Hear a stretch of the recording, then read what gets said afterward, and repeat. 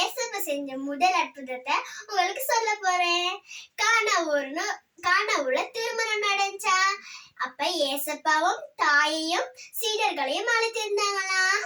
அப்ப திராட்சை ரசம் எல்லாம் கொடுப்பாங்க தானே. குடுத்துக்கிட்டு இருக்கும் போது டக்குன்னு திராட்சை ரசம் முடிஞ்சிருச்சா. அப்ப தாயார் சொல்றாரா ஏசப்பாட்ட, திராட்சை ரசம் முடிஞ்சிச்சு, என்ன செய்ய அப்படின்னு ஏசப்பா சொன்னாரா, ஸ்திரியே எனக்கான இன்னும் வேலை வரவில்லை அப்படின்னு சொன்னோடனே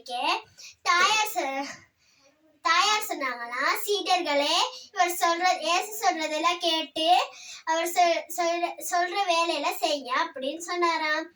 அதே மாதிரி ஏசப்பாக்கான நேரம் வந்தனால சொல்றாரா, சீடர்களே 6 கச்சாடிகள் எடுத்துட்டு வாங்கன்னு சொன்னானே.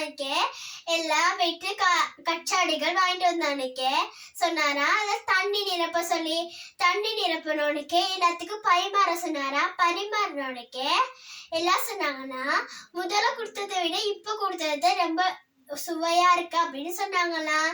இதுதான் ஏசப்பா செய்த முதல் அற்புதம். கானாவூரே கல்யாணத்தில் கர்த்தர் இயேசு வந்திருந்தாரே.